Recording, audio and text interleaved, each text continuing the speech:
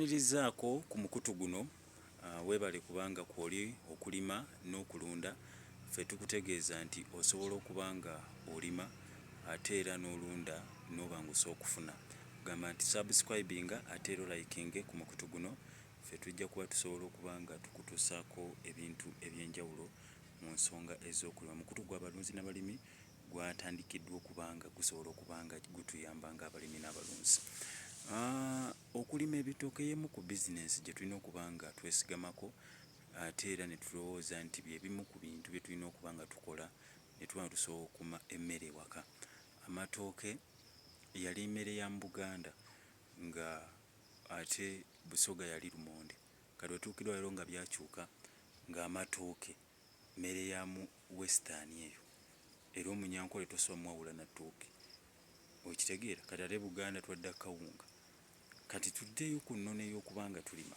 Nno okulima ebitooke y'ekimu ku kintu ekyangu ky'osobola okuba nga olima wamma ne weefunira ssente. Oba okitegeera ne weefunira ssente. Olusuku oyinza okulemererwa okulufunamu singa oba olukutte bubi oba nga okikutte mu ngeri y'okulagajjala. Naye singa oba olisiza ekitooke kyo osobola okuba nga ofuna mu nsonga zino ez'okulima n'okulunda. Osimye otya ekinnya kye eky'ekitooke, otaddewo bigimusa kyeri abatalina bigimusa bya nte kalimbwe wa nkoko, abatalina busa bwa mbuzi nga tebabulina, naye ate nga baagala okulima.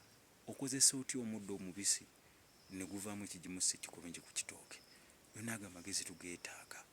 Ekitooke kino okittira otya? Ekulekako ensukusa 20 oba 10 kigenda kuwa ettooke ly'amaanyi oba nedda? N'olw'ensonga eyo nkutegeeza nti osobola okuba nga oyiga mu nsonga zino ez'okulima n'okulunda. Subscribing ate era olikinge. Ekitooke okisalidde otya? Biki by'olina okwewala? Weewaze biki? Abamu tulina ensuku naye tetuttira. Golowooza abaana abangi y'okubanga ogenda kufuna mu kitooke ate kitali kituufu.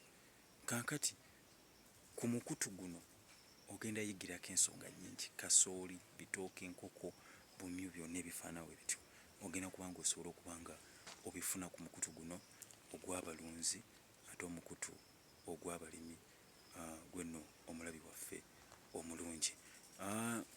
Ekitooke obadde okimanyi nti mu mwaka gumu oba omaze okulaba results singa oba okiriisiza bulungi, naye ate kisobola okukudibirira ne kikufiirira nomala n'omwaka nga tolabye oba ebiri. Endiisa wansi osalidde otya? Oliisizza otya? Okikoze otya? Olwo nno n'olyoka olaba results ennungi. Mukutu gwa kulima na kulunda.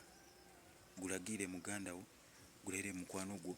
Ffe katulime, ffe katulunde kuba kye twasigalisa. Ssente w'olina okuziteeka we tutuukidde olwaliro mu Uganda ziteeke mu kulima na kulunda.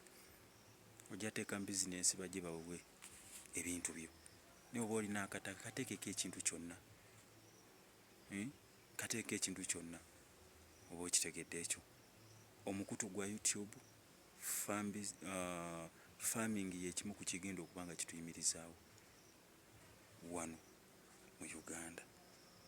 Amagezi ag'okulima n'okulunda tugenda gakuwa era suubira abakugu ku mukutu guno ogw'abalunzi n'abalimi.